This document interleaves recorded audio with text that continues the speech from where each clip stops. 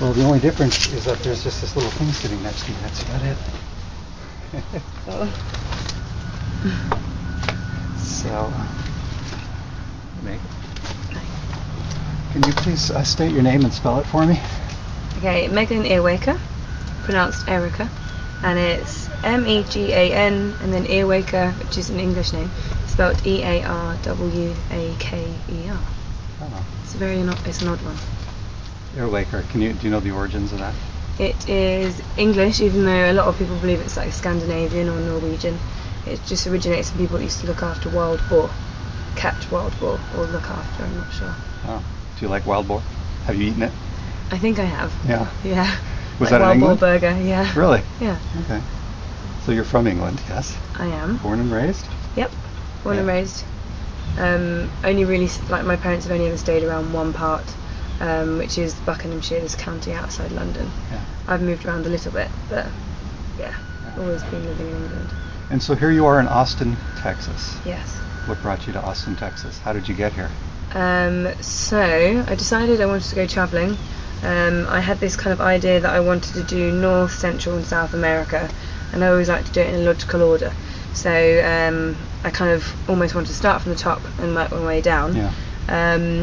And when it came to picking out what place I wanted to go to, it's always just hearsay. So I went to Portland in Oregon and Seattle in just the north. Mm-hmm. Is that the state of Washington? Yeah, Seattle is in Washington State. And I went there and I really liked them because they were quite artsy, quite quirky, quite liberal. So someone said to me, "Oh, you should go to Austin." That's why I'm here. Interesting. So yeah, because I just heard you say that you often go on hearsay. So do you sort of do you intentionally avoid research? I mean, in any kind of academic way? Or? I say it's 50-50. Yeah. Half the time it's on people saying what they think I would like, or what they enjoyed, and then the other half, I do normally have a book, but I only tend to actually read about the place I'm going to on the journey there, so on the train there. So I give myself a couple of days just to get an idea. Yeah. But normally I tend not to do most of the things in the book. I end up doing what other people say. Why is that? Because I don't know, it's just a better review, isn't it, from an actual person. In the book, I don't know. Right. They're just kind of normally quite typical places, whereas people who either live here or been somewhere, they normally can tell you honestly what it's like. Yeah, and certainly another way to do that, is that you can just get on the internet and spend hours and hours and hours reading what other people have to say. Yeah. And yet you can just show up somewhere like you did here in North America, and it sounds like you just kind of let the winds take you a little bit. Definitely. Yeah. But talking to people is definitely the way forward.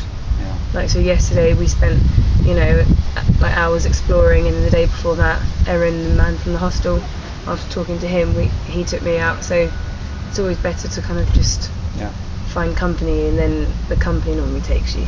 Nice. That's a nicer way. Kind of, again, the winds seem to take you. Yeah. Pretty much, yeah. Does that feel I'd good? never say no to anyone inviting me somewhere or anything like that, because I always know that would be better than me just trying to find places. Right. Yeah. So, in general, why are you a traveler? I think I'm just trying to get more in touch with the earth, humans. Yeah. I learn more. I find learning easier because I'm more inquisitive, I'm more curious, I'm more intrigued by everything when I'm travelling, because I have the time. Right. Because I dedicate, I don't work, I just dedicate my time to travel. Therefore I have more time to, I don't know, if I see a street that looks interesting, go down it, or if I'm given a book by someone, I read it. Right. I absorb more information when I'm travelling, so therefore it feels like I'm connecting better with the world and humans. Mm-hmm. So you're immersed in the world by doing this, clearly, and by doing, I guess you would call it slow travel. Yeah. Yeah. You don't have, maybe a few deadlines. I know you have a couple coming up. Yeah. You were going to meet your boyfriend in Los Angeles, but Yep. before that, the Grand Canyon. As I Exactly. remember. Yeah. I can't wait for that. Yeah. Right, but then from there, once you guys leave LA, as I remember, you're going to do 5 months going from Mexico all the way down to Argentina. Yeah. Yeah. We've got 5 months to get to Rio. To Rio. Oh, that's right. Yes. That's where my boyfriend flies out of. Which actually I find that a bit of a daunting deadline, because I would rather just do it and see how long it would take. Yeah. But I think there is something good about having a deadline, because it kind of just keeps you going. Because sometimes when you kind of fall in love with somewhere, you kind of think, oh, I could stay here forever. Right. But it's always good to leave on a high, rather than leave on a, oh, I've been here a bit long, it's getting a bit stagnant. So it kind of is good, it keeps it all fresh. Because there's always there's always something to kind of go towards. Can you remember a time when you did that? Yes, when I was in Laos. Yeah? Yeah. I think I would have just stayed there forever. Why did you like Laos?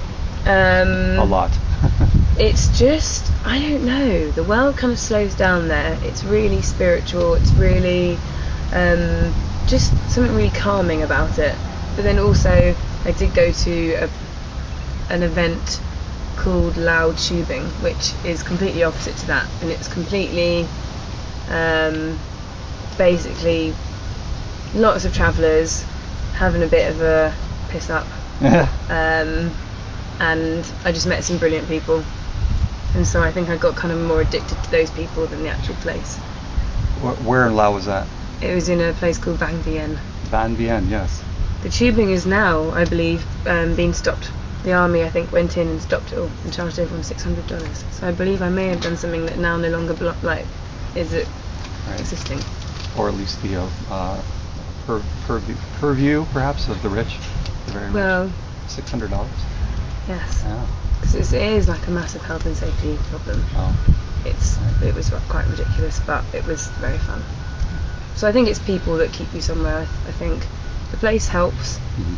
but yeah, if you meet some people you feel really connected to, it kind of feels sad to leave. Right. And when you left Laos, where did you go from there? So when I left Laos, I went back to Thailand, and I knew that I was flying from Bangkok to Tokyo. Right.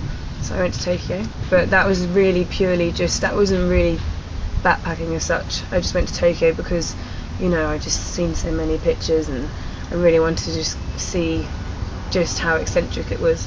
So I just went to the actual city. I didn't travel around Japan itself. Yeah. So yeah.